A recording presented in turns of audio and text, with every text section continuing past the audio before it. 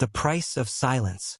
The village lay just beyond the cliffs where the wind never ceased to scream, built from cold gray stone and roofed with thatch darkened by decades of smoke and storm.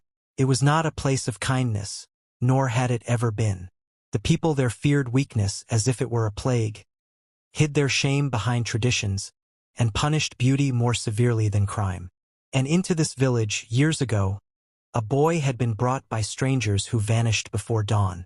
He was not like the others.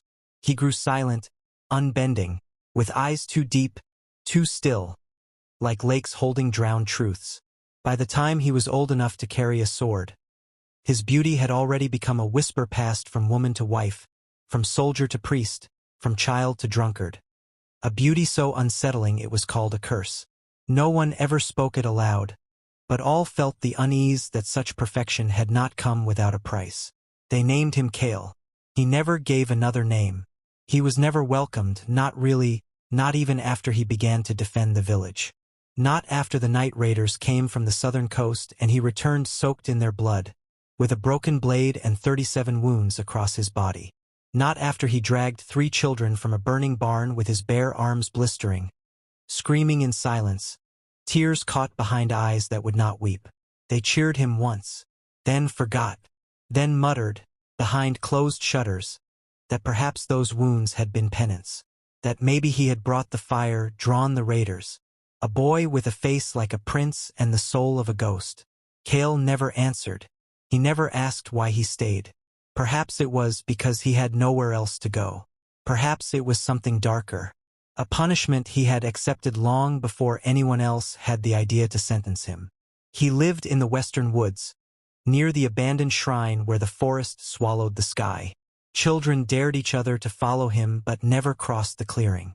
The adults told stories about how he spoke to no one, how he prayed to forgotten gods, how he carried the blade of his ancestors like it was a weight chained to his spine.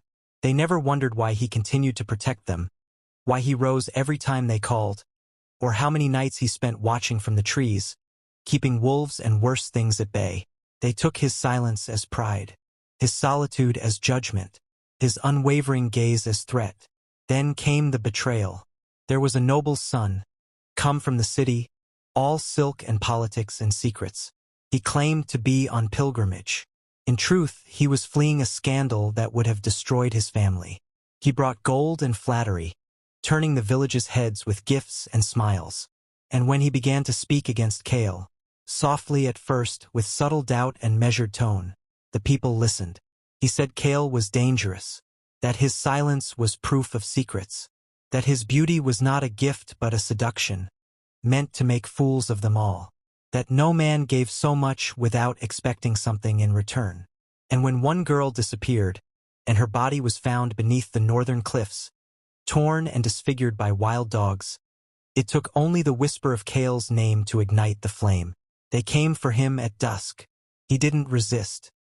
He looked at them, men he had saved, women whose children he had carried from flood and fire, and he did not draw his blade.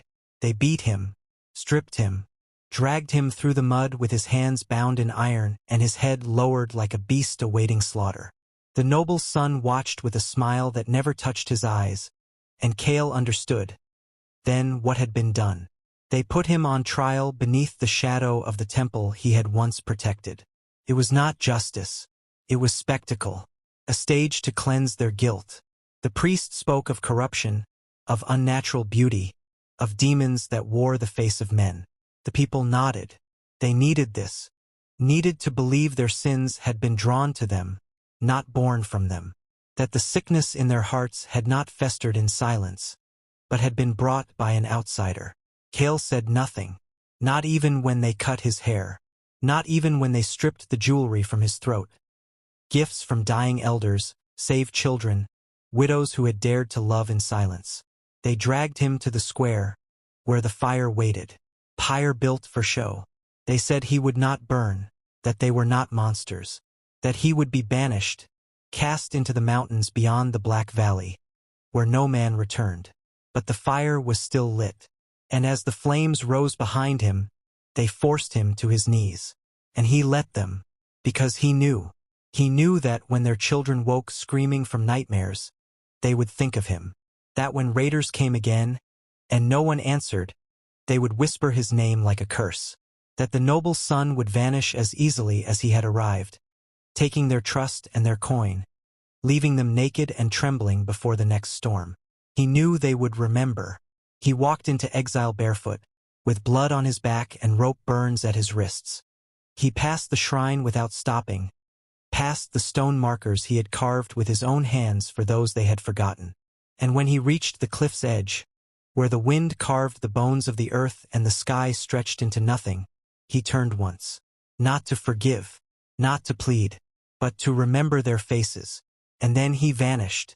They say now that the Black Valley holds no life, that the mist there never lifts. But on some nights, when the wind turns and the moon is low, a figure can be seen watching from the ridge above the village.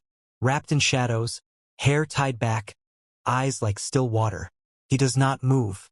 He does not speak. But the people lock their doors, clutch their children, and whisper that the curse has returned. They still do not understand. Kale was never the curse. He was the price, and they had already paid it.